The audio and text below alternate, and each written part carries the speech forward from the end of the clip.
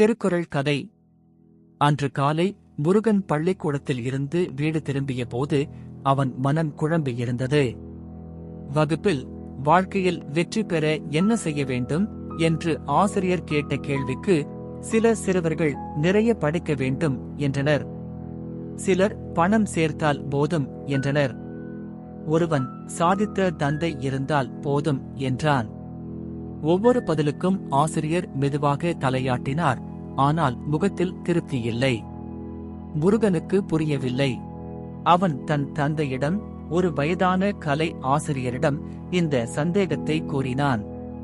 தந்தை புன்முறுவலுடன் எழுந்து அறையின் ஒரு மூலையில் இருந்த பழைய மரப்பெட்டியை திறந்தார்.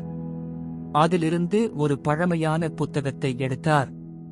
அதன் மூலப்பக்கங்கள் மஞ்சள் நிறமாகி இருந்தன. இதோ, இதிலேயே உன் விடை இருக்கிறது மகனே என்றார் தந்தை. அந்த புத்தகம் திருக்குறள். மறுநாள் முதல் தந்தை முருகனுக்கு திருக்குறள் கற்பிக்கத் தொடங்கினார். ஒவ்வொரு குறளும் ஒரு சிறிய கதையாக இருந்தது.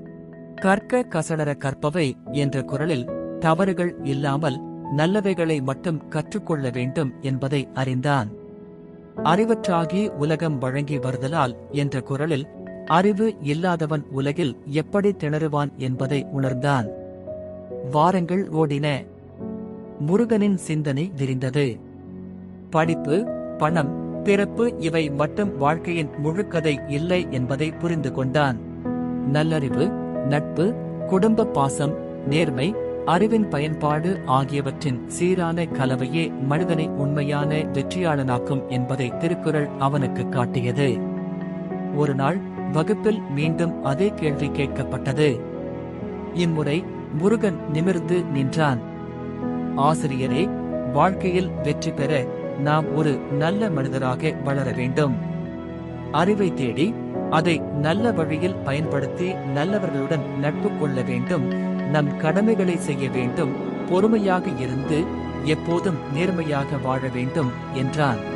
அவன் பதில் முழு வகுப்பையும் அமைதியாக்கியது. ஆசிரியரின் கண்களில் மலர்ச்சி, பெருமிதம் உருவானது. முருகனின் பதில் பல புத்தகங்களை படித்தாலும் கிடைக்காத ஒரு ஆழமான அறிவாற்றலின் வெளிப்பாடாக இருந்தது.